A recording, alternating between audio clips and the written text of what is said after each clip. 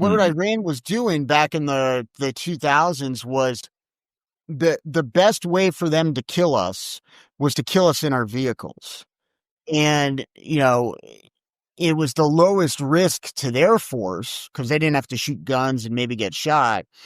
And it also was, kind of a lot of bang for your buck. A typical Humvee, on some mission, you'd usually have 5 guys in it, right? You'd have 2 guys in the back seat, a driver, someone sitting shotgun, and then a gunner in the turret. So if you hit one Humvee, you get 5 Americans. And so an EFP, an explosively formed penetrator, is what's called a shape charge. And this has been around for, hundreds of years, really. And what it is, it's not just a boom, like a gasoline explosion like Hollywood. What it is there's an explosion, and that explosion forces metal into like a molten slug. And that slug is sort of launched forward, and it's really you can think of it almost like a supersonic molten metal bullet that punches through armor.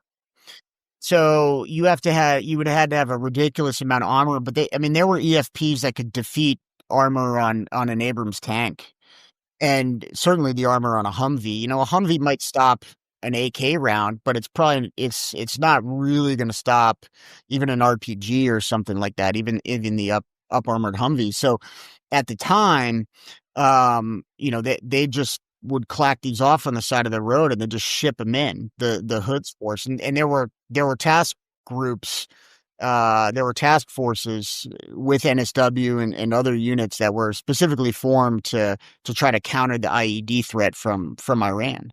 So and they were cheap to produce too. They were cheap to produce. It was good. In a strictly like take all emotion out of it, like it was a good strategy on their part. Yes, it was.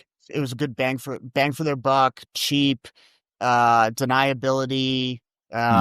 We never did anything about it. Right? And we hit these guys in country, but we didn't kill anyone inside Iran.